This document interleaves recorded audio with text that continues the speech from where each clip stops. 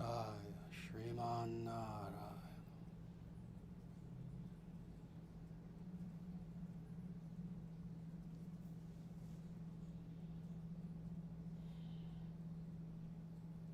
Very good. Namaste, everyone. It is my pleasure to be here with you this Sunday for our latest live stream. This is brought to you by the International Sanatana Dharma Society, which is a non-profit religious movement. And we are a movement with students all throughout the world in around 70 nations around the world, something like that. And I've said 70 nations for, I think, the last maybe 2 years or so, something like that. And truthfully, we don't really plan on growing much more than that. I've talked about this before. This is just as a interesting aside. You know, some people might be wondering, oh, I guess they're not growing. Why? He's been saying 70 nations for like 2 years. Well, we don't really plan on growing to more nations beyond that. We're happy with the nations that we're in. Now we're growing within those nations. So indeed, the ISTS is an ever-growing movement and being very firmly established in the nations where we indeed have students. And again, as I've said before, certainly we have this wonderful YouTube channel, but what you are experiencing is not just a YouTube channel. We're not a YouTube channel who also happen to have some organization, some fly-by-night organization that we started a short time ago. No, on the contrary, this is a movement that was formally established in 1998, formally. Really, it goes back before then. It goes back over 35 years that I've been teaching, 37 years, I believe, to be precise. But as a formalized movement known as the International Sanatana Dharma Society, this movement was started in 1998, at the same time that we started our website, actually. So way before YouTube existed, way before much of what is on the internet now existed. Actually, in fact, really, I started teaching before there was even such a thing as the internet. The internet was not something I was even aware was coming, actually, when I started teaching, which was around 1988, something like that. But indeed, what we do is present it to you by this in real life actual movement with hundreds and thousands of people who are involved, again, throughout the world. And it is our pleasure to be here with you. We are filming, as we always are, live from our temple headquarters in Omaha, Nebraska, USA, what we call the Vedic Heartland. And what we do every week is something that is quite unique. You know, it's interesting. Just again, as another pertinent aside, actually, just yesterday, I was having a conversation with one of my students about this. And it was an interesting conversation that we were having. We were talking about, let's say, contemporary, for lack of a better term, to make this as universal as possible, the contemporary Hindu world, which consists of 1 billion people. That is, individuals who follow Sanatana Dharma to greater or lesser extents. And we were talking about this and how, it's so unfortunate that so many individuals today who claim to represent this movement, not this movement, this religion, this religious tradition, whether they are gurus or swamis or anything like this, so few of them, very sadly, emphasized the serious study, not just kind of having a little discussion group where you sit around in a circle and everyone shares, blathers their ideas. No, there are very few people who seriously study or encourage their students to study the Vedic scriptures. Now, you don't find this in any other religion on the face of the earth. If you're a Christian, well, people know what it means to be Christian. You have your Bible with you, and the idea is that you have daily Bible readings if you can. If you are a Muslim, you have a Quran with you, and you study the Quran. I have heard, at least, that there are some people who literally have the entire Quran memorized. Very religious Muslims. If you're Jewish, you study the Torah, and you seriously study it, especially if you're an Orthodox Jew.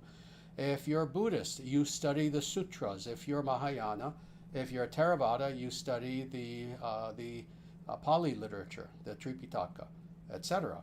So in every other religion, there is the proper understanding, and it's a proper understanding, that you study your scriptures.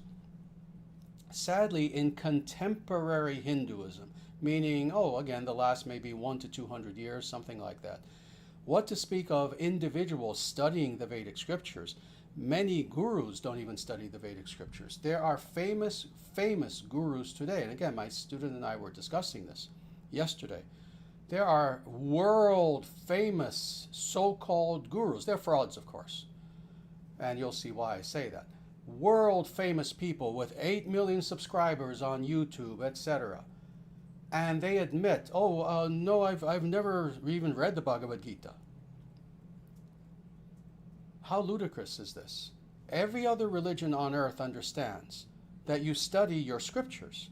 It is your sacred duty to study your sacred literature. But in Sanatana Dharma today, oh, this was not the case in the further off past, but today, very few, even leaders, encourage what is properly called exegetical analysis, to use the actual theological term. That is, that you actually look at your Vedic scriptures and you study them, not just read them, but study them word for word and more with the proper attitude. And that is that these are not just books. You see, when the religious Muslim is studying the Quran, he's not just reading it like he's reading the art of motorcycle maintenance, Zen and the art of motorcycle maintenance. He's not just reading it like he's reading some tech manual. He's not just reading it like he's reading some manga comic book. When the Muslim is reading his Quran, he is reading it, understanding that at least to him in his religion, this is the Word of God. Same thing for the Christian, and on and on and on for all these various religions. When it comes to contemporary Hinduism, very sadly, very few people study the Vedic scriptures, not just some, retired engineer who's 70 and will say, oh yes, I have read the Bhagavad Gita. No. Have you sat down and studied the Vedic scriptures the same way that other people study the scriptures of their religions? And the answer most likely is no. And how can the answer be anything else when even the so-called leaders and gurus of Sanatana Dharma admit that they haven't studied the Vedic scriptures? So you see the problem that is here. Now, why am I going on and on about this? Well, first of all, there are exceptions. They're few and far between. I know many of the exceptions. I know some individuals who are very good individuals, who they are either swamis or gurus. I've met many of them. I know many of them personally. And they do study the Vedic scriptures. But again, few and far between. And this is indeed, given this situation, this is one of the things that makes what we do something that is radically different. Both as a movement, the ISTS, anyone who's involved in the ISTS, and if you're not involved, then you haven't experienced this firsthand. Anyone who is involved in the ISTS, that is, you're a member of our Discord server or other communities that we have online, and you come here to our temple if you're physically here in Omaha. If you are involved in the ISTS, one thing that you will see is that everything that we do is based around the scriptures. We read from the scriptures. We have serious discussion groups. Again, not just what I call circular firing squads. This was a term that I coined like 35 years ago because I started doing this at universities and high schools, and I call this, to be funny, circular firing squads, where teachers they really began this in the 70s. They will, instead of the authority being there and actually teaching the students and the teacher being up, the students all facing the teacher, they started to try to democratize knowledge by starting the circles. No, everyone, come on, let's sit in a circle and let's all share our opinion. And you've got 8-year-olds trying to share their opinion about European history and et cetera, et cetera. We don't do that in the ISTS. Rather, what we do is we do study the Vedic scriptures. And we have discussions. We have open discussions. But it's with the idea that we are there not just to blather our opinion. That is not Sanatana Dharma. In fact, that's no orthodox religion, actually.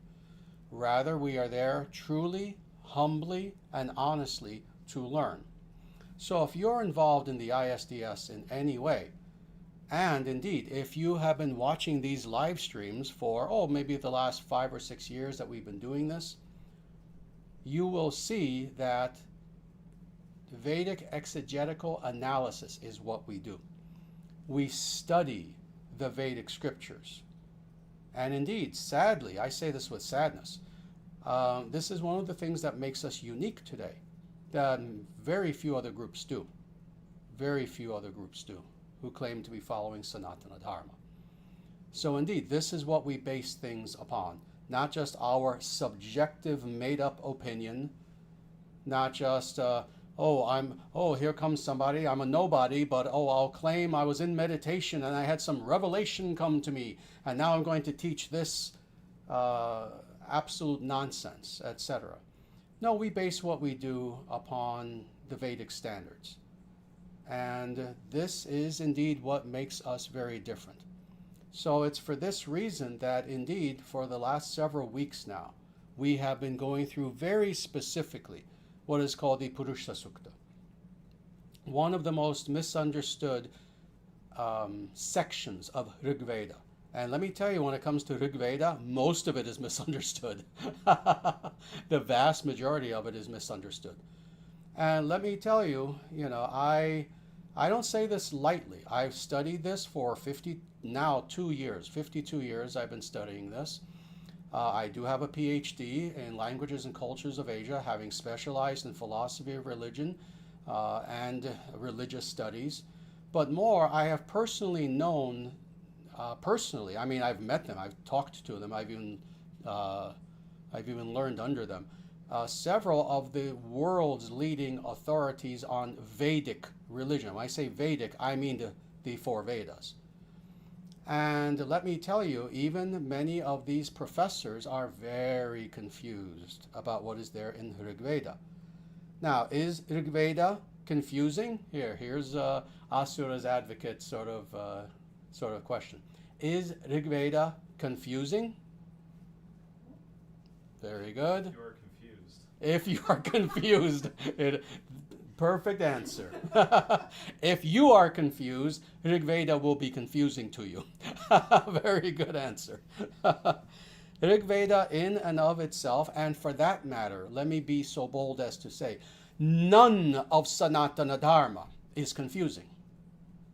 Now, for people, some of whom, and again, I'm not some new kid on the block, I've known people who have studied this both personally, academically. I've known people who have written some of the world's leading textbooks on Hinduism.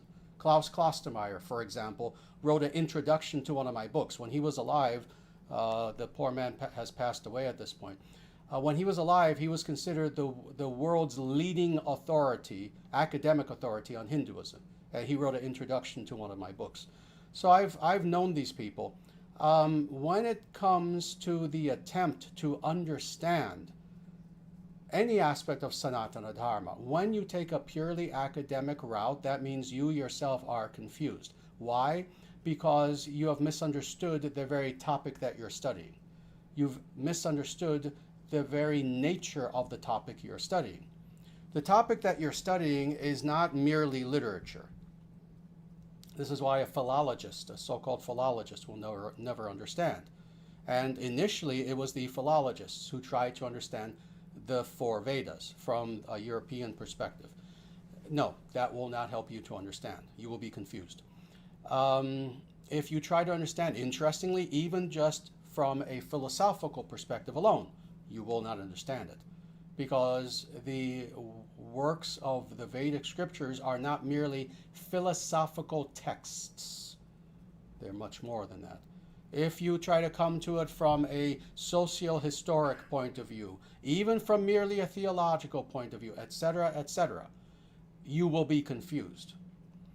The only way to truly understand the Vedic scriptures and the contents thereof is to, A, come from every perspective. You want to use all of these disciplines, certainly, but the foundation of your study of the Vedic scriptures has to be experiential. That means, A, you take the Vedic scriptures seriously. You see, if you claim, oh, I want to really understand what is actually being said in the Bhagavad Gita. All right. But I don't accept that Krishna ever existed. And I don't accept that the Bhagavad Gita was written by one person. And I don't accept that this and that. And you go on and on and on and on. If you don't respect that which is the topic that you're studying, you are never going to understand it. So first, you have to take it seriously. You have to accept the Vedic scriptures as your scriptures. As much as the Muslim accepts the Quran, as much as the Christian accepts the Bible, and on with all the various religions. And indeed, they all have their scriptures. Number two, you yourself have to be motivated by one desire, and that is to know and to serve humbly truth with a capital T. Your motivation has to be right. If your motivation is curiosity, you're a fool. If your motivation is even, oh, I just want to know myself really well, oh, go get a mirror and stare into it, you're a fool. If your motivation is, and on and on and on, anything lower than this, what I just said, and I'll repeat it, then you're a fool. Your motivation has to be that you wish to know, and with all humility, to serve truth. And God is truth. Your motivation has to be to know and to serve God. Third, if you wish to understand the Vedic scriptures, you have to be a practitioner. What does this mean? This means your mouth and your mind are not enough. It means that each day you must practice spiritual practice in a systematic way. It means daily you do sadhana. It means each day you bathe yourself in the presence of God.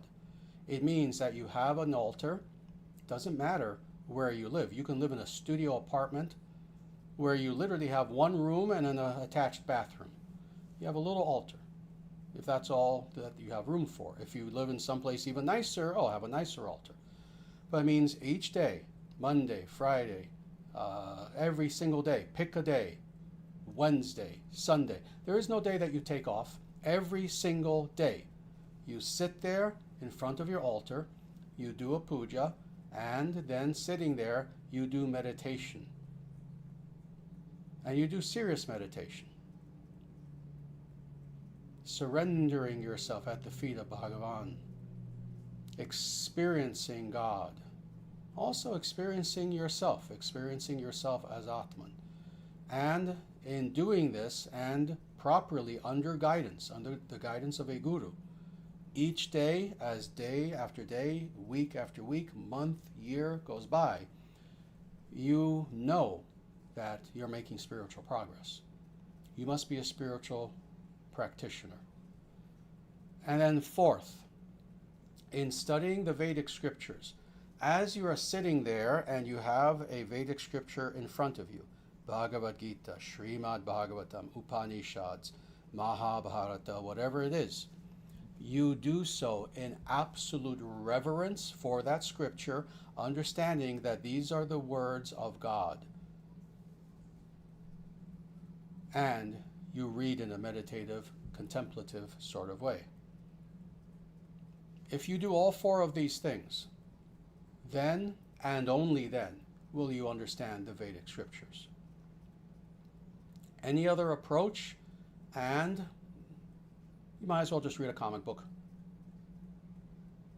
Find a comic book. How much are comic books these days? When I was a kid, they were 25 cents in the early 70s. I'm sure they're like $100 now for a comic book. Go buy a comic book. Iron Man. Have fun. Go get the Avengers, whatever. Find a comic book instead. If you're not willing to take this approach in understanding the Vedic scriptures, you won't understand them. But now, if you do take this approach that I just said, these 4 steps, review this video afterwards if you need to, because it's being recorded. If you take these 4 steps, you will dive so deeply into the Vedic scriptures that they will come to life for you, rather than just staring at a book that is really two-dimensional. It's just pages with flat words on them. It will become three-dimensional. And then, as you proceed, it will become even more dimensions than that, to the point where you will leave this material world behind, even as you're reading the Vedic scriptures. This is the approach you take, and if you do, a world will be open to you, the likes of which you could never have imagined. The likes of which you could never have imagined. You can imagine an ant trying to understand the world of mathematics. It's an impossibility. It's an impossibility. In a similar way, for an individual who is just beginning to study the Vedic scriptures and to dive truly honestly into spirituality, Vedic spirituality, it is akin to that. It is akin to an ant now suddenly encountering mathematics. I'm giving that example on purpose, you understand, because that's an impossibility. It's actually an impossibility for an ant to understand mathematics. In the same way, it is an impossibility for us really to fully grasp the world that I'm talking about. And it's that much of an impossibility. So now, here comes the ultimate element into play, and that is God's grace. See, as we study the Vedic scriptures, if you understand this beforehand, that in actuality, I'm not even worthy of entering this world. I'm not even worthy of entering this world. It's, again, like I'm an ant and I'm trying to understand mathematics. I'm trying to understand algebra as an ant. If you have that humility, the Vedic scriptures themselves will reveal themselves to you, despite that fact. And that's the grace of God. That's the grace of God. That we may or may not have some capability. See, it's so amazing how, again, the internet has been both a blessing and a curse. And in this way, it's been a curse for the last 30 years, in that it's taken many people who have just kind of a mid-range intelligence, and now they're convinced that they're geniuses. And that's the vast majority of people who play on the internet. Chat rooms, et cetera, et cetera. Oh, let me spew my opinion on X, et cetera, et cetera. The truth of the matter is, however smart you are, trust me, there's an army of people smarter than you. I don't care what your IQ is. What, you have an IQ of what, 180? There are people smarter than you. You have how many PhDs? There's someone with one more PhD. And on and on. You have how many patents? There are people with more patents. Oh, I'm a really good debater. No, there's someone who's going to debate you into the ground out there. See, our capability is one thing. We all have capability. And of course, in isolation, being egotistical and knowing really only ourselves, we convince ourselves that we're the smartest person in the room. No, you're not. No, you're not. Let's go a step further. Let's have fun with this. Let's say that somehow it can be proven that, oh, you are the smartest person in the world. Oh, you actually do have the world's greatest IQ. You have an IQ of 290, and you have 17 PhDs, and on and on and on and on. All right. Oh, you are the smartest person in the room. You are capable of understanding intellectually, quite a bit, both factually, quantitatively, etc. You can stuff a lot of information into your mind, and you can spew it out. Very nice. There's a computer infinitely smarter than you in that sense. And what is the point? The point is that we can have someone with a 100 IQ, no PhD. He doesn't have any patents to his name, etc., etc. But he approaches the Vedic scriptures in the way that I had said previously, these 4 elements that must be there. But then those 4 elements opening him then to that 5th element, which is God's grace. He will understand the Vedic scriptures infinitely better than you with your 290 IQ with your 17 PhDs, with your 200 patents. He will understand the Vedic scriptures. You won't. He will understand it to a depth that, again, will make you look like an ant trying to understand mathematics. This is how we truly understand, in a meaningful way, the Vedic scriptures. There's no magical, with or without a K on the end of magic. There is no magical cipher. There is a key, and it's those 4 steps. There is a key to penetrating, quote unquote, to being allowed to enter the world of the Vedic scriptures. There is a key. And that is, again, your sincerity, your humility, your devotion, and your surrender at the feet of Bhagavan, at the feet of God, such that God will give you his grace, such that the Vedic scriptures, which is the word of God, will give you their grace, such that then you can understand. So, just to sum up, I mention once in a while how, oh yes, I've actually, and it's true, I had the time and I had the circumstances, because I was a college student for many years, plus I was a monk for many years, etc. I've read literally every single Vedic scripture that exists within the corpus, the full corpus of Shruti and Smriti. I've read them all. And interestingly, that was the case because that was my job, because I needed to. It was the case because, oh yes, I wanted to dive into that world very deeply. Really, if one understands Bhagavad Gita perfectly, you can have liberation. It's not necessary to understand all the Vedic scriptures. But for myself, again, having dived deeply into that world of truth, of ultimate reality, I didn't want to stop, number one. Number two, it was also my job to do so because I knew that eventually I would be in this role as a guru. And I always took everything to the ultimate degree. Any discipline I ever did, I made sure I mastered it. And that included reading the Vedic scriptures. And again, if you can actually understand even one of these, Bhagavad Gita, for example, as a prime example, perfectly, enter into it with devotion and surrender, you can have liberation. It's not quantity, it's quality. It's not how much have you read. It's not how much you've read.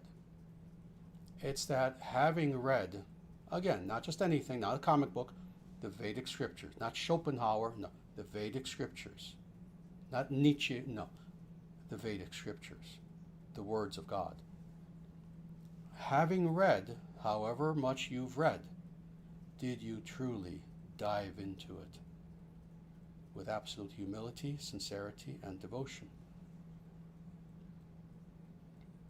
So it's not quantity, it's quality. If you can approach the Vedic scriptures in this way, you will know the Vedic scriptures. All that being said, let's continue with our adventure with Purusha Sukta as we continue looking at these verses. The next verse that we're going to look at is Rig Veda, and it's the 10th mandala, 90th chapter, and verse 15. And this is continuing along the same theme of what we've been looking at, and that is, again, a much quicker summary than last time. There is a yajna that takes place, and from the Purusha, who is God, from Purusha expands all of the various important elements within our universe. So now this continues. So I'll read this verse. From his navel was produced the antariksha, the space between the earth and heavens. Dyuloka, the heavenly realm, came into existence from his head. The Bhumi, that is the earth, evolved out of his feet, and the spatial directions from his ears. Similarly, the devas, the demigods, produced the worlds too. Very nice. So let's go into this. If you're here for the very first time, I strongly urge you, watch the previous videos in this series of the Purusha Sukta. And this is, I forget now, the 5th or 6th. I think we're on the 6th maybe of these, and you'll have a further, deeper understanding of what this is all about. But I do want to dive into this verse a little bit. So again, from his navel was produced the antariksha. In fact, to make this easy, let me just mention this right now. And then going through this verse, this will make this much, much, much easier. Because as I said before, these correspondences have meaning. It's not just poetic. It's not just that the author of the Rig Veda decided, oh, let me just pull anything out of the air and just say, oh, this became this, that became that. No, there are exact correspondences with this. First of all, the world as we know it, reality as human beings have access to it. And we have access to very little, even within this universe. But as we have access to it, there's a tripartite system that exists. There is the terrestrial realm, there is the atmospheric realm, and then there's the celestial realm. Each of the three things that are going to be mentioned here corresponds to one of those. Now, the Rig Veda begins, interestingly, with the atmospheric realm. Now, where is the atmospheric realm? The atmospheric realm is in the middle. So terrestrial means, it means literally that which is on Earth. The atmospheric realm is higher than that. The celestial realm is higher than that. So we understand this, and there is no altering this. This is what's meant by these three realms of reality as humans experience it. There's much more beyond merely these three things that humans experience. But let's just start with there. We don't want to go too deeply into Vedic cosmology and metaphysics. But the antariksha is corresponding to the atmospheric realm, that is the middling realm. So thus, where is this in the Purusha? The navel. The middle of Purusha becomes this middle sphere of the atmospheric realm. What is this antariksha, this atmospheric realm? Well, there are devas who are there are gods who are there, very, very powerful beings, beneficent beings. But these are the atmospheric beings. This includes Indra, this includes the Rudras, this includes many, many classes of beings who exist within the atmosphere. And they are in charge of atmospheric phenomena. So thus, Indra, who is Zeus, who is Odin, etc. This is the god of thunder. This is the god of storms, etc. So from the navel of Purusha was produced the antariksha, that is the space in between the earthly realm and the heavenly realm, the celestial realm. All right, so very simple. Now let's go on. Dyuloka, the heavenly realm, came into existence, what? From his head. So thus we understand this. What is the celestial realm? That is the highest realm within human perceptual understanding. So that being the case, all right, you have the middle realm that comes from the navel, you have the celestial realm that comes from the head of Purusha. So you see how these correspondences, as I went into a lot of detail last time to explain to people, these things are not just thrown together. We need to take the Vedic scripture seriously. If you don't understand something you read in your exploration of the Vedic scriptures, and this goes for 99.9% of professors for the last 200 years. If you read something in the Vedic scriptures and you didn't understand it, the fault is yours. But being egotistical, of course, what will academicians say? Oh, this didn't make sense to me. Mythology, symbol, it's symbolism, it's this, it's that, it was made up. They'll come up with every excuse for their own stupidity. They were not able to understand. So therefore, rather than blaming themselves and saying, what am I missing? What am I missing? What are they missing? What did I talk about a short time ago? The 4 steps. They're missing those 4 steps. This is the problem. You have atheist academicians who will read the Vedic scriptures. They don't follow those 4 steps. All they have is a brain, they think. A brain. That's literally their only tool. And they come across passages in Rig Veda. What does this mean? It's mythology. It's meaningless. instead of blaming themselves. So indeed, we see these correspondences make absolute sense. Why am I going on and on about this? Again, because I've studied the literature. I've studied the academic literature. When it comes to such things like this, I am not joking. Professors, so-called scholars for 200 years, are mind-boggled by this. They don't understand what this means. I've read famous Indologists who literally say, oh, yes, yes, yes. Oh, they must have been, the people who wrote this were high on soma or something. They were taking hallucinogens. They were just making this up. It doesn't make sense to us. It's because you're a fool. That doesn't make sense to you. The problem is you. The problem is not the literature. So indeed, the navel, the middle of the Purusha, forms that middle realm, the atmospheric realm. The highest part of Purusha forms what?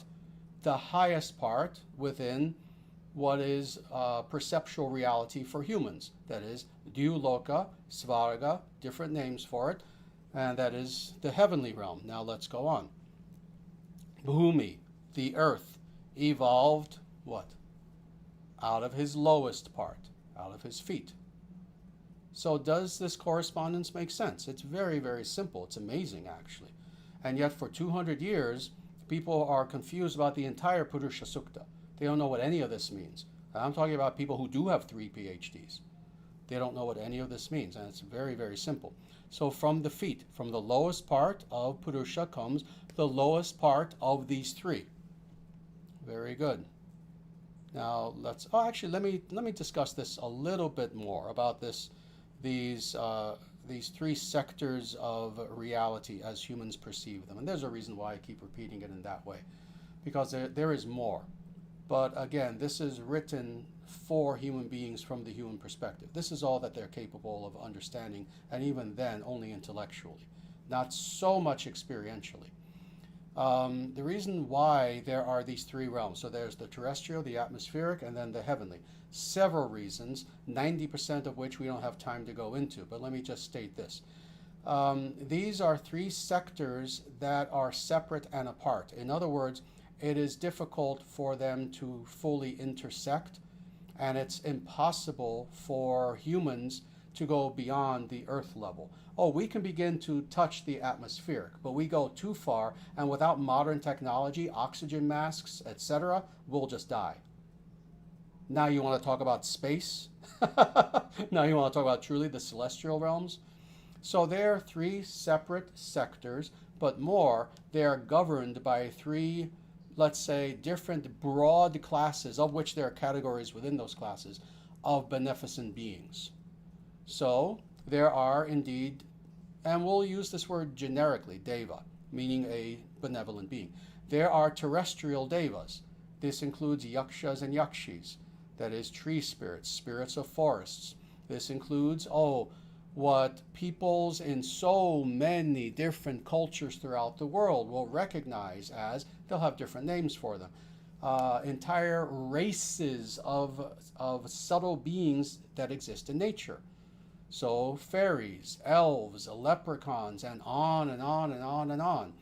This includes spirits of rivers and ponds, of groves, of mountains, etc. So these are powerful beings, but they're terrestrial. They're tied to a place in nature. And very often there will even be natural temples to these beings. At one time there was a correspondence between the natural temples and then actual man-made built temples on top of those places. Today, 99% of those temples are gone, but the subtle temples are still there. The subtle temples are still there in nature. And indeed, we can see them, but those beings even still worship in those temples. Why am I focusing on this? What is one thing that the future holds? We will rebuild those actual physical structures again.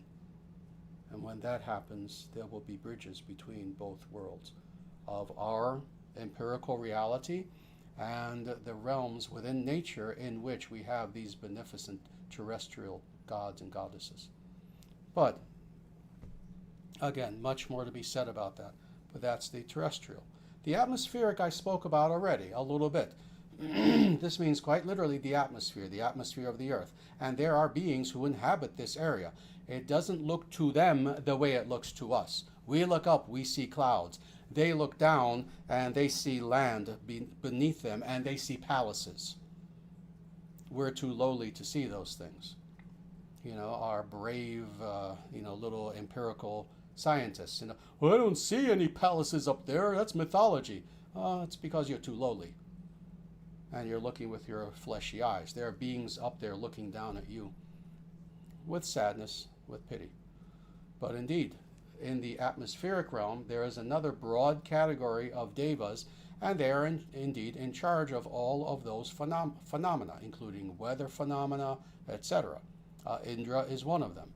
And Indra is a little tricky because he's in charge of that, but he's in charge of many things. He's also the general and the king of, interestingly, Svarga, of the heavenly realm as well. So you have some instances like this, in fact quite a few, where you have heavenly beings, divine beings, who can actually traverse. In fact, for that matter, Indra has been to the terrestrial realm many times. He would visit kings here at a time when we had actual kings.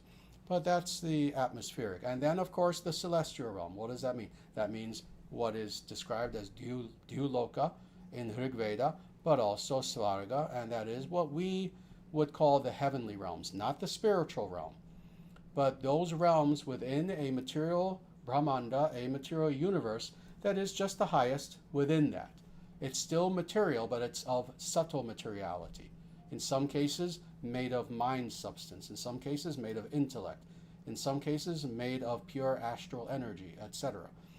But the celestial realm, well, this is where the true highest devas proper, this is where they live, etc.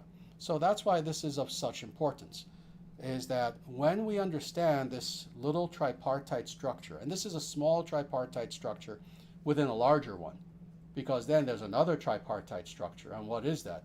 That is the earthly plane, the hellish plane, and the heavenly plane. So again, we're contracting that a little bit, or Rig Veda is a little bit. This is why I kept repeating this. This tripartite structure that we've been talking about is as humans are capable of perceptual awareness of it. We're not aware of the hellish realms right now, thank God.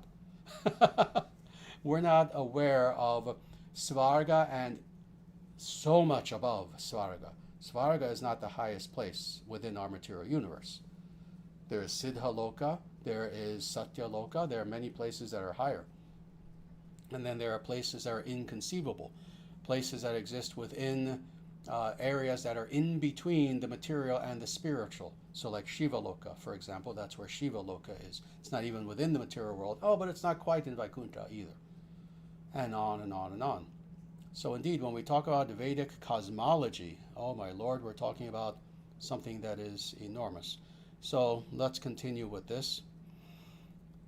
The spatial directions from his ears. So again, why is this the case that the spatial directions are equated with the ears of the Purusha? Well, first of all, we understand that what is meant by Purusha, it means a person. For any person, what is the most important aspect of a person? When you think of yourself, in motion, in action, when you think of yourself in self-importance, I don't mean that necessarily in an egotistical way, but I mean the importance of me, the importance of myself, etc. What do you tend to think of? The neck up. The neck up. That is the person. And I've said this before. You can get rid of almost any other part of the person will live. Lose an arm, you'll live. You'll lose a leg, you'll live. Lose even some internal organs, especially with medicine. Oh yes, you can live. You lose your head, you're gone. So when it comes to the head, this is the most important part. Again, the head, even here, corresponding with the highest realm of perceptual awareness for human beings. That being the case, looking at the head, what are the two areas that are furthest apart? The ears. Again, this is simple to understand. If it said, oh, the two nostrils of the nose, well, they're kind of close. What are the two areas that are furthest apart? The ears. What is being spoken of here? the spatial directions. So thus, going in the spatial directions as far as you can. Distance, distance. So when it comes to the Purusha, the person, the most important part is the head, and of that, the two parts that show that spatiality of direction are the ears. Very simple. Now the last sentence we'll look at here. And this is an important sentence. Similarly, the demigods produced the worlds, the loka, lokaha, too. Very good. So now, why is this of importance? Well, first, what really has been discussed here thus far? It is the direct productions, that which is directly produced from the Purusha, from the Adi Purusha, that first person, who is the oblation in the yajna, and who thus forms all these various elements of a given universe. Well, now we're talking about the devas. Similarly, so in other words, in a similar way, the demigods produced the various lokas. It's translated here as worlds. What is a better way to understand it is realms within our universe. In the same way, the devas, being lesser beings, nowhere near as powerful, but smaller beings, they also produce their realms. So thus, there are beings who are responsible for producing all of the realms. There are 14 planetary systems. When you go back far enough to the progenitors, who are indeed the devas, and some of their descendants as well, they are responsible for producing all of the quote-unquote worlds, all of the realms within our given universe, all the planetary systems. And again, there are 14 major planetary systems. And then there are hierarchies within each planetary system as well. We, being on the Middle Earth, being on the Earth plane, we are in one of those 14 planetary systems. Silence, silence. We are within one of those planetary systems. In other words, we are in a system of planets known as Bhumi. We are in a system of planets that are inhabited by Manusya and Manusya-like beings. That has to be made very, very, very distinct. Manusya and Manusya-like beings. So in other words, what am I saying? What I've said many times and what the Vedic scriptures make very clear. This is not the only planet with humans. This is a system. And it's the human system. It's the system of planets that are inhabited by humans. Very nice. Very good. So all that being said, again, I did give a very necessary but somewhat long introduction before we even dived into Purusha Sukta, talking about how precisely it is that we are to approach the Vedic scriptures with reverence, with devotion, with humility, with honesty more than anything. If I were to point to one hallmark of 2025, it is that honesty is gone for the most part. Oh, will you find instances of honest individuals? Oh, of course. I know many honest individuals. My students are honest people. I've been fortunate. I've known many honest people throughout my life. Those are instances. Overall, what we see, and again, go play on the internet, you'll find yourself in an endless jungle of dishonesty, of dishonest people, of trolls, of people who are just there to blather, of the internet and their little personage on the internet and in any chat room on X, just being nothing more than an extension of their ego, etc. We live in a world that is not honest anymore. Despite the fact that there are many honest individuals, they are few and far between. Well, what is it that we are attempting to do as spiritual people? We're not playing a video game. Again, we're not reading a comic book. What is it that we are attempting to do? And this is a challenge for everyone out there. What is it, if you claim you're spiritual, you are approaching spirituality, what is it that you're really trying to do? You see, you can go into any field you want, and some of them can be tough. Go become an MD. Go become an MD.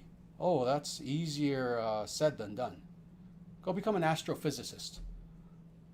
Go become a rocket scientist. One of my leading disciples is a rocket scientist, retired rocket scientist, actually. Go become a rocket scientist. Find a field. It's going to be tough. If you're not dedicated, you're not going to make it in that field. Spirituality is different. It leaves all other fields and endeavors in the dust. Because when you are claiming, oh, I'm on a spiritual pursuit, what you are now saying, maybe unbeknownst to yourself, maybe you don't know this, but let me tell you what you're actually saying. And I'm telling you this because, again, in the ancient past, when a person said such a thing, I am going to now pursue God and truth, they understood what I'm about to tell you. Today, people are children. No one understands this. But you go back 2,000 years, 3,000 years, you look at someone, like Gautama Buddha, like Gautama Siddhartha, who leaves his palace behind and goes into the forest and fasts and becomes skin and bones to know truth. They understood this. But when you say, oh, yes, I'm on a spiritual pursuit, what it means is that you are willing to leave everything that is a lie inside of you behind.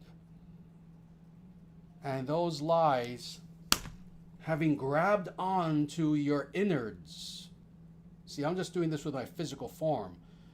These lies have grabbed onto your mind and your psyche in a death grip. When you say, I'm spiritual, what you're saying is, I'm willing to do anything necessary to leave those lies behind, to loosen that death grip. Leave those lies behind. And I am willing to surrender the totality of who I am, not just my mouth too, but my senses, my mind, my intellect, certainly my physical body. I am willing to devote everything that I am to pursuing that truth, to the point where when the world that I have known and lived in all of my life begins to melt away, and I begin to see past it, and I begin to see that true light of what is truth, and it's like nothing I've ever seen, I am willing to not just in awe and reverence run away from it, but no, instead embrace it and understand this is what God is. It is something beyond anything I ever could have imagined. And even with my, 290 IQ and 17 PhDs, something I could never have imagined. And I surrender unto that supreme absolute. That's what it means to be spiritual. So that's why I have these sayings I'm known for. What it means to be spiritual, you don't play games, you're not playing games, don't play games. Be honest, be honest, be honest, etc. There are these things I repeat again and again and again. There's a reason I repeat them. Is because if you could have gone back in history roughly 2,500 years ago and gone to North India and visited this tribe of people known as the Shakya clan, and if you would have gone to the court of the king, and if you would have met right before he leaves, if you would have met Gautama Siddhartha when he made up his mind, I'm going to pursue truth at any cost, that's what you would have met. If you had gone back 2,000 years ago and having just completed fasting for 40 days and 40 nights in the desert and about to begin his ministry, if you had met Jesus Christ, that's what you would have met in him. If you could have met any of the rishis, when they themselves come to that point of realization, yes, I've seen this world and I know there is something infinitely greater beyond it, and I want to know it and I want to serve it. If you could have met any of these people at that juncture in their life, any of these rishis, that's what you would have met. Someone with this understanding. That no, I'm not becoming spiritual because, it's the cool thing to do. It's something that I can show off about. It's something that will, satisfy a little bit of curiosity, etc., etc., and a million other excuses that I can give. But no, someone who is on fire to know truth at any cost. At any cost. This is what we are to become. And this is what is wonderful. If we indeed become this, then there is direct correspondence, there is reciprocation. When we reach out to God 1 foot, God comes toward us 100 feet. When we are on fire in this way to truly know truth with no games sprouting up from subtle ego, and being absolutely honest and with humility, and understanding that in most cases it's better to just be quiet than to blather on. When we can approach God and truth in this way, for every foot that we proceed toward God, He's coming 100 feet toward us. In other words, His mercy is there, and we will know Him. This is why I guarantee people always, if and only if, again, let me make this very clear, that's a logical construct. If and only if you take this approach to knowing God, you will know God. You will know God. You will know God. So, all that being said, I'm going to stop my talk here. And for just a few minutes, are we doing good? All right. For a few minutes, I'm going to take some questions from people. And it would be my pleasure to answer any questions either about what we've talked about today, which was what? One verse. One more verse. In the future, we'll go a little bit quicker, actually. But again, the preface that I gave to looking at this verse was very important. It's an important reminder. Please, and nice and loud. Is Usha a terrestrial, atmospheric, or celestial goddess? Excellent question. And just in case people didn't hear, you were asking Ushas, who is the goddess of the dawn. Which category does she fall into? Terrestrial, atmospheric, or celestial? Excellent question. I mentioned before, there are several gods who fit more than one category. She is one of them. She's not terrestrial. She is a goddess who is both celestial and she is atmospheric as well. She's atmospheric because, again, given that criteria that I mentioned, that is understanding this tripartite structure from human experience, we experience her, of course, in the atmospheric realm. That is, we see the dawn, etc. She herself, Ushas, however, is a part of the Surya Parivar, the family of the sun. So she herself is celestial, as is the sun, and the entire family of the sun god.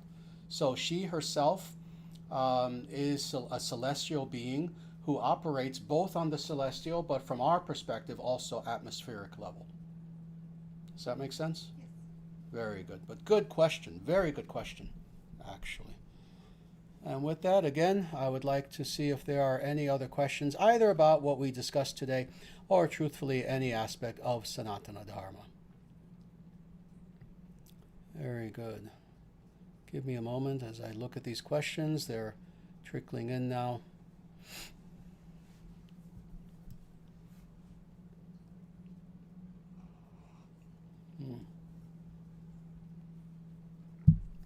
Yes, here is a very technical, again, good question. And it is, Namaste Acharyaji, I have heard the term Vishnu Tantra, how some yogis who follow Vishnu also use pranayama and bandha locks to assist them in knowing God? Is this something that can be done? Excellent, very good technical question. First, let me deal with what you mentioned here about Tantra. Indeed, there are various aspects of Tantra that correspond with the three gunas. There is Sattvika, there is Rajasika, there is Tamasika Tantra. This includes both the literature and the practices. It is only the Sattvika, i.e. Shveta Tantra, the white Tantras, they're technically called the white Tantra literature and practices that are accepted within the Vedic community. Anything else is considered to be outside of Vedic. So indeed, there are Vaishnava Tantras. The one that I speak about the most, and I've quoted from it, I've written about it, is called the Lakshmi Tantra, which is a Shveta Tantra. It's a white Tantra. So indeed, there are such things as Vaishnava Tantras, but again, they are purely sattvic in nature.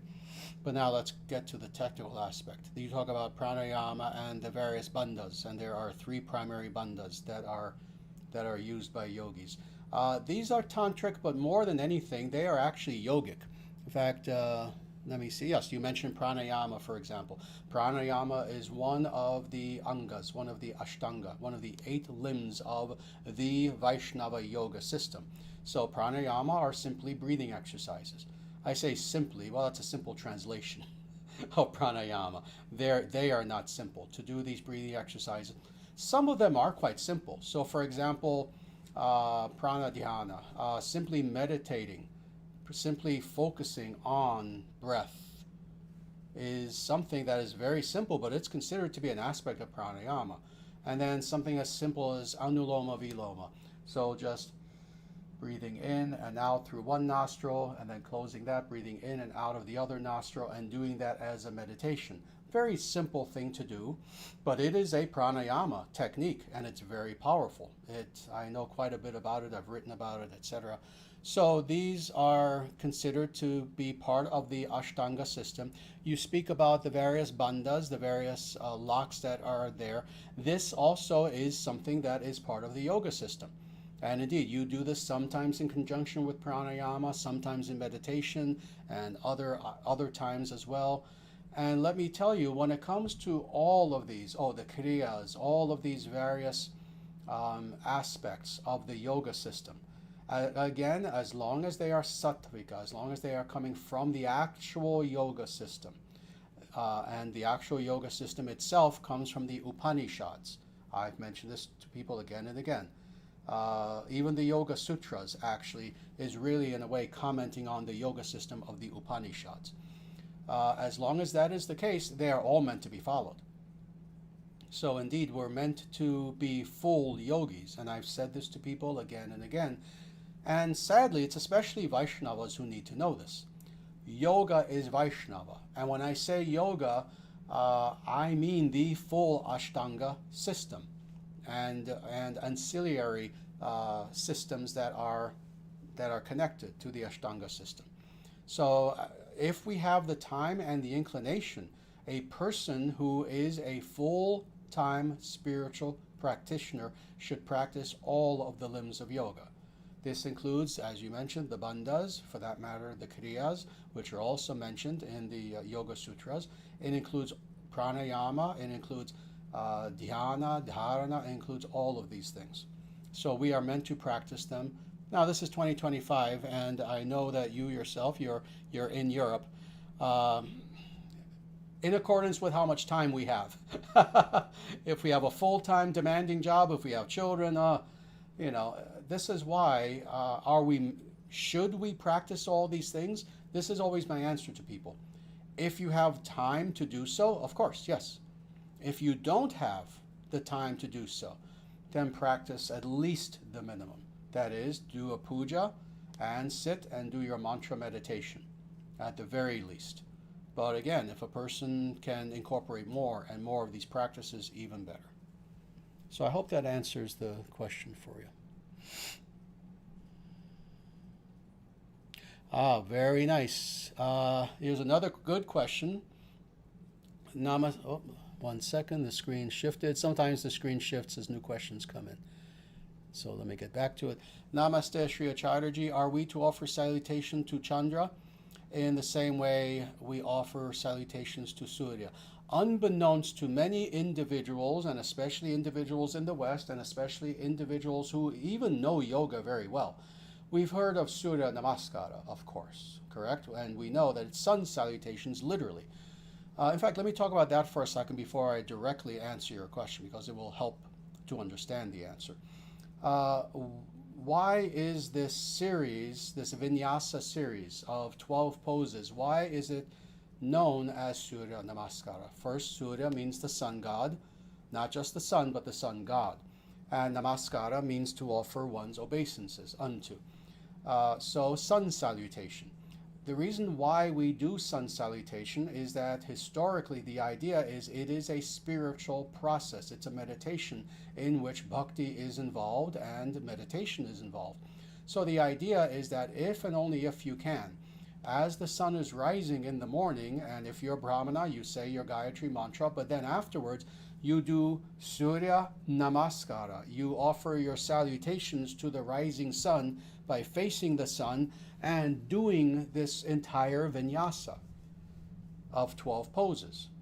That's why it's done. It's done as a form of worship. Is it good for you physically? Oh, you better believe it. Is it good for you as far as prana? Oh, you better believe it. Vitality, health, etc. But you are offering your devotion to the sun. Now, we get to answering your actual question. This is unbeknownst to most people, but there is a Chandra Namaskara system in the same way. And there is a series of poses, and I know it. I've taught it, actually. Not for quite some time, but I taught it when I lived in Madison, Wisconsin. There were several times when I taught the Chandra Namaskara. And it's somewhat similar, but it's not. It's different asanas that you do, where, again, the idea is that you do this at night as the moon has risen, and in the same way, you do asanas to offer your obeisances, salutations to Chandra. So there is a correspondence between the two. So hope that answers your question.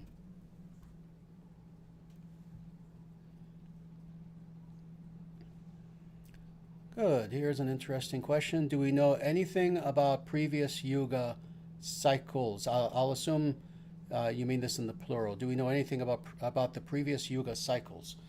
We know everything about them, yes. Everything. Nothing is a mystery in Sanatana Dharma. How can I say that so easily? Because you can read about it in what's called the Puranas, the Purana literature.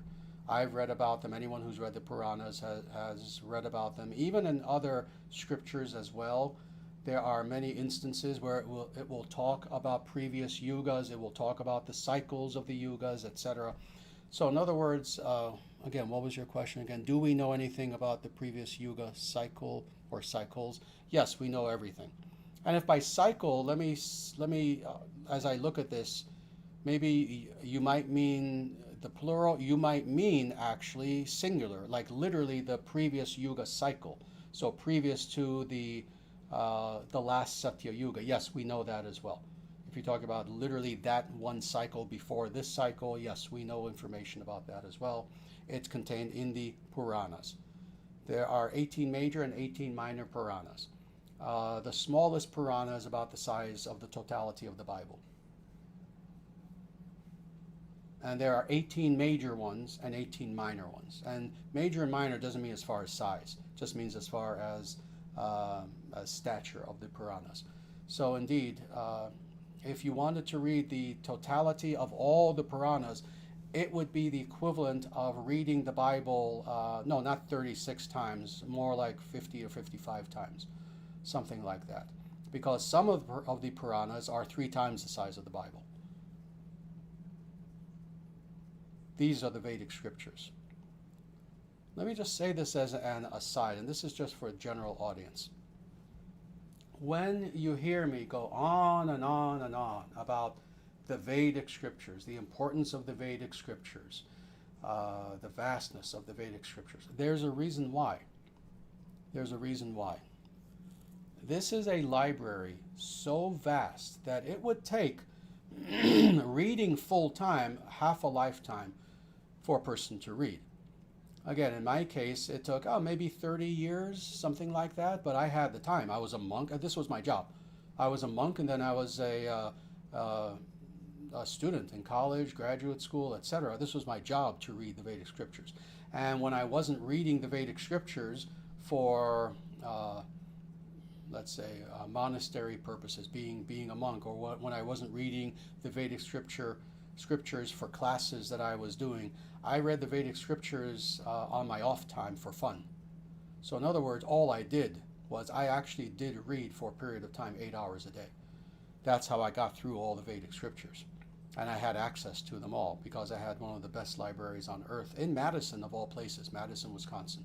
University of Wisconsin-Madison and Memorial Library was the graduate library, which contained millions of books for people working on their PhDs. That was my library for about 5 years. Previous to that, I had access to many other libraries as well. So yes, when we talk about information, and this is what is sad, people who will claim that, oh yes, we don't really know much about the ancient world. And they'll mention even ancient literature, but they'll mention the same things again and again. Oh, a little bit of Egyptian information, and oh, I guess Iliad and Odyssey, and the Eddas, which were really written by Christians, 13th century or something like that. And they'll exhaust what they then know and say, well, I guess we don't really know as much about the ancient world as we wish we did. Oh my, what do we do? And there is a library that is there that has not been presented to you by the people in charge of our world on purpose. We know everything. I don't say that lightly. I know what I'm saying. Again, a fool can say that lightly, not understanding what is meant by that word everything in this context.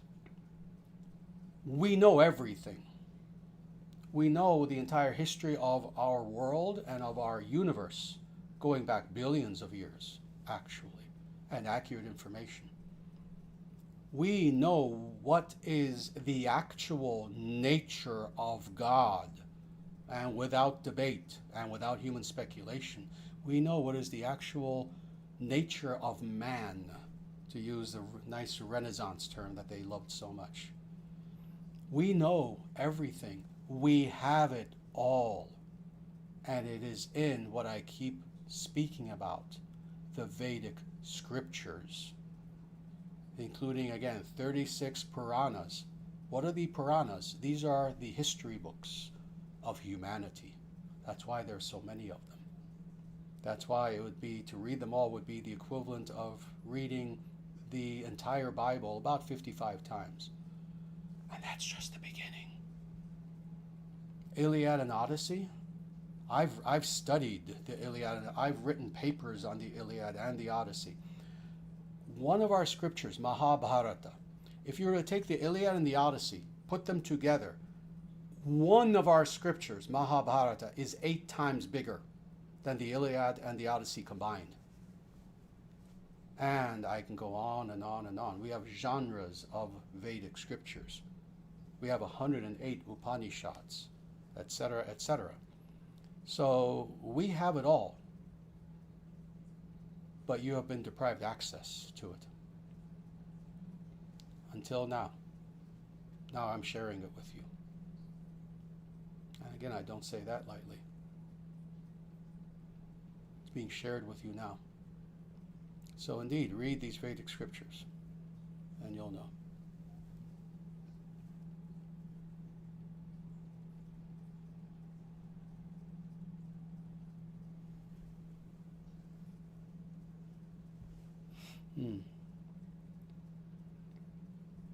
Very good. First, let me just check. Are we doing okay? Can I take a few more questions? And for people watching online who don't understand why I'm asking that, we have our congregation here, and I don't, I always want to make sure that they're comfortable and we're not going too long for them because they have eventually to go home and they have things to do. But we're doing okay? Yeah? All right. Very good. Here's another question. Namaste, Shri Acharya. Are Atmans intrinsically equal or different?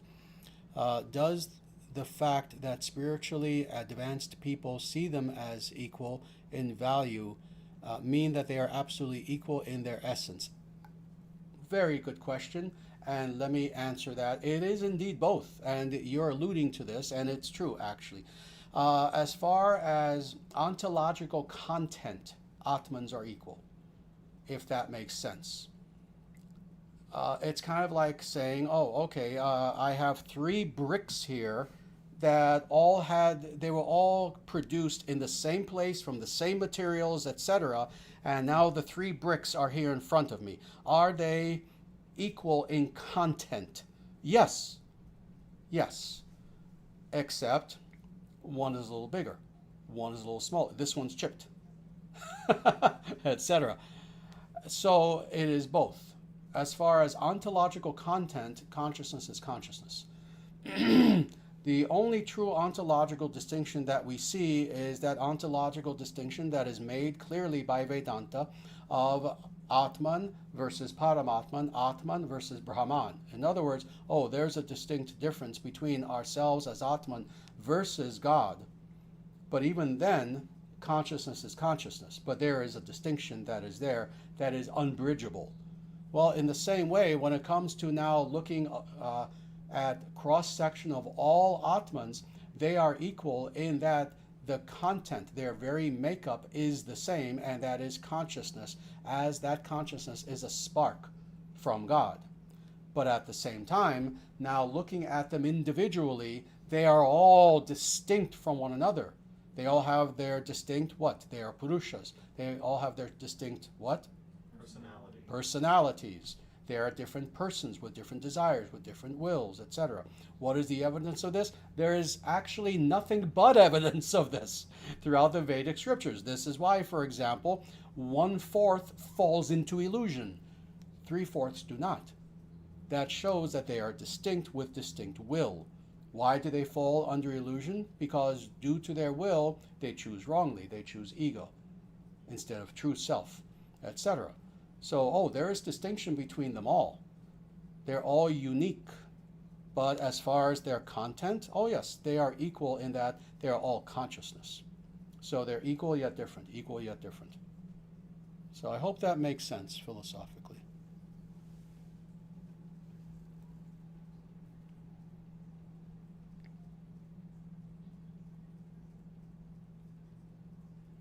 Very nice.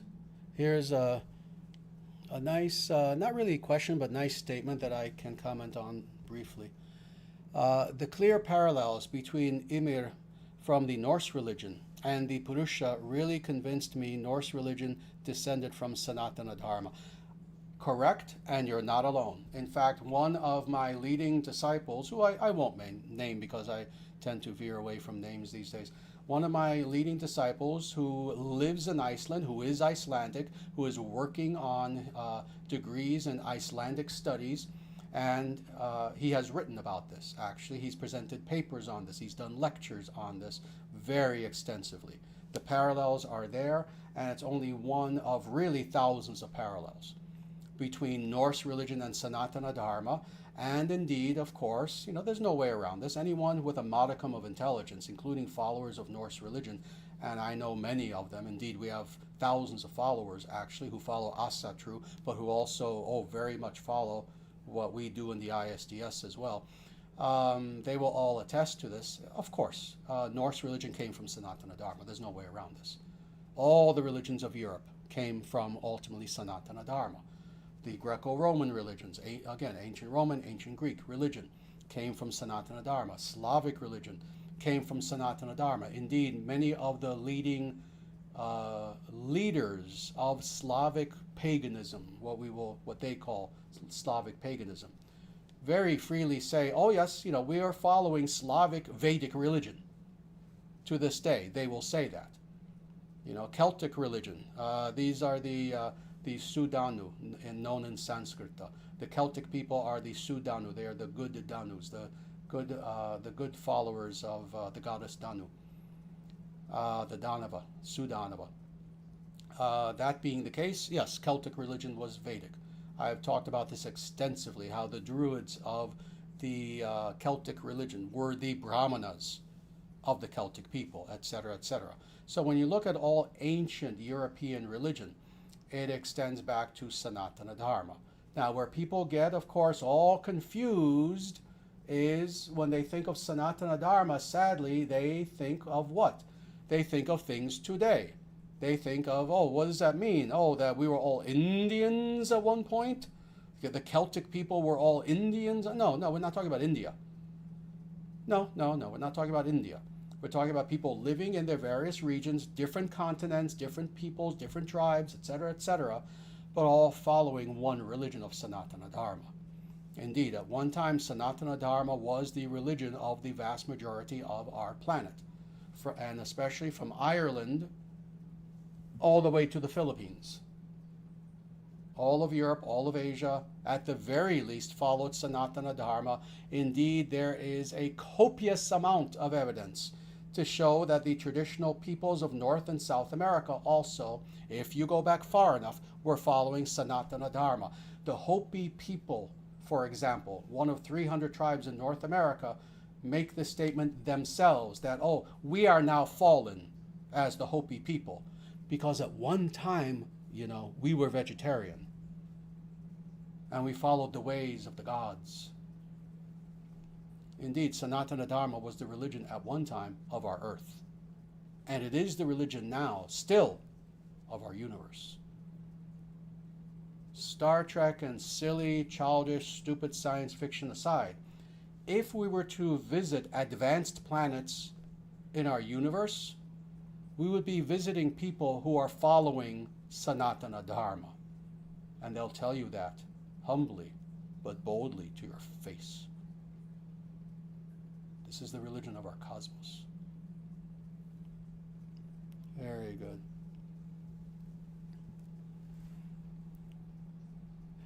Very nice. I see the person who asked that previous question about cycle says, yes, I meant the previous singular cycle. Thank you. Very good. I wasn't quite sure. In any case, we have information about it all. So that's the good thing.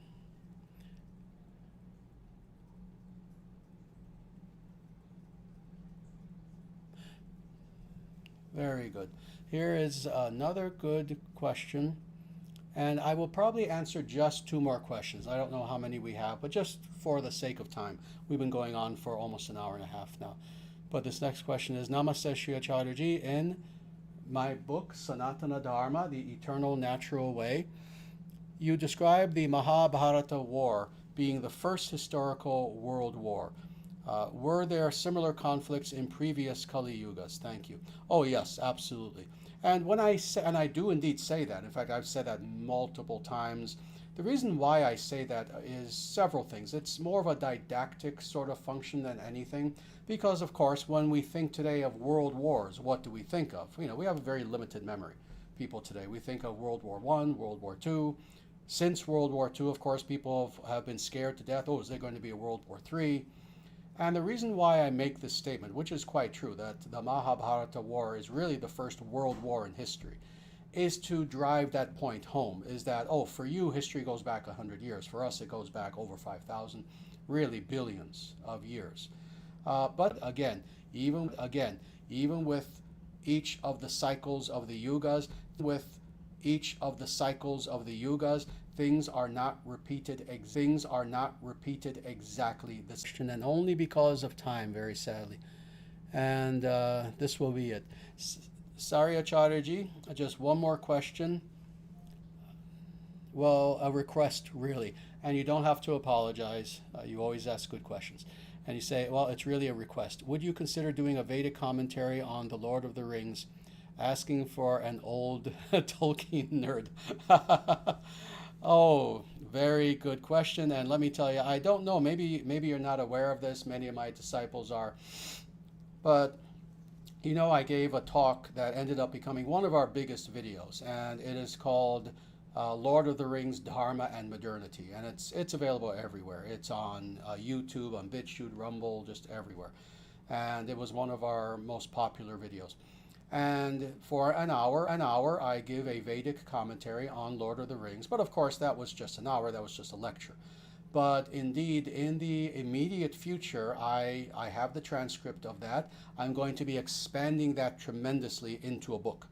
So it basically will be exactly what you're saying here. It will be a Vedic commentary on Lord of the Rings. So that's in process right now. That will come out.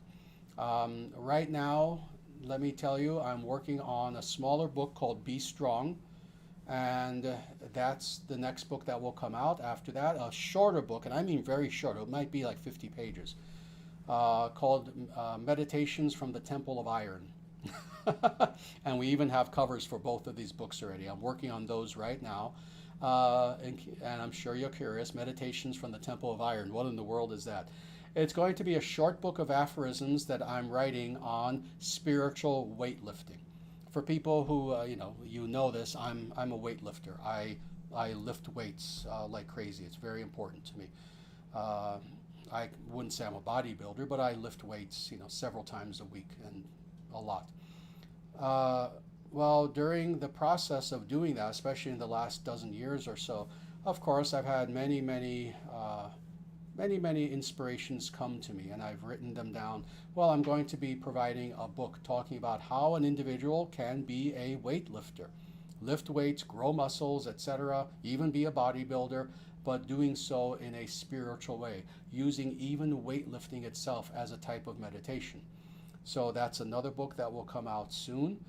After that, actually, and I've discussed this with a few people, the next task will be, indeed, our most important book, Sanatana Dharma, the Eternal Natural Way, but also the study guide, the Sanatana Dharma study guide that is a companion to this. I am going to be expanding both and bringing them to their ultimate perfection, and they will be the definitive editions.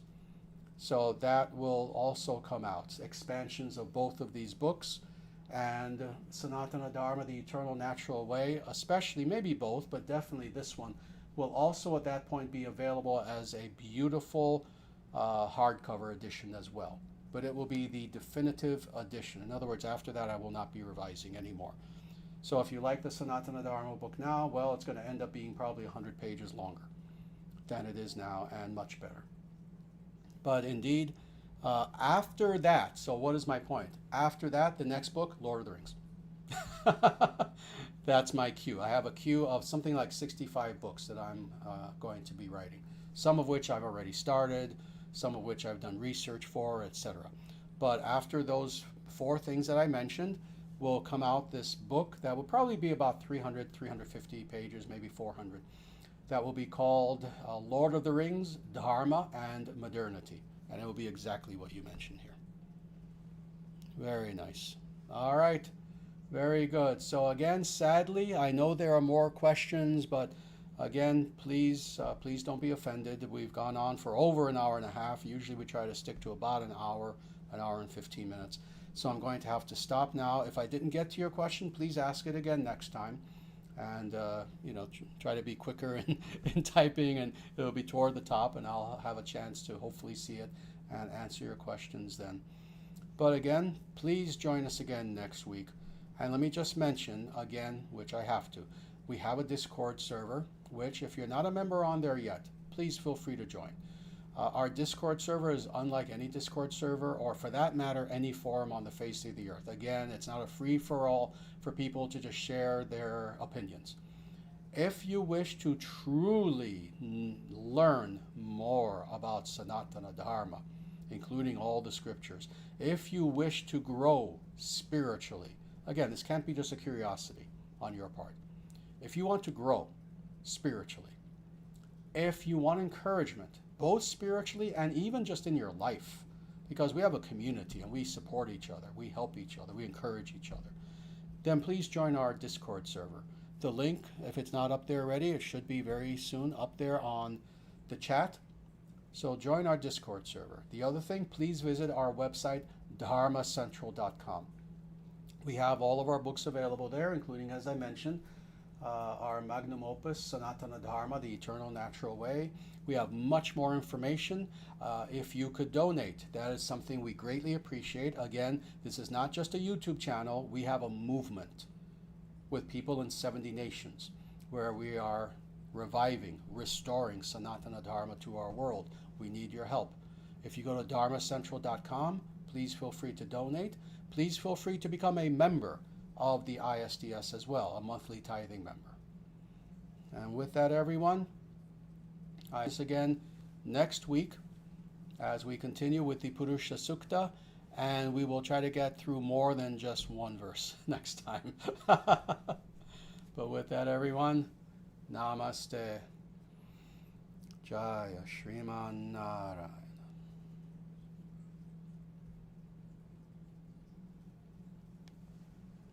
And everyone, I leave you again with these words of Bhagavan Sri Krishna from Bhagavad Gita, chapter 18, verse 66, wherein he says, Ma Shuchaha. Do not fear.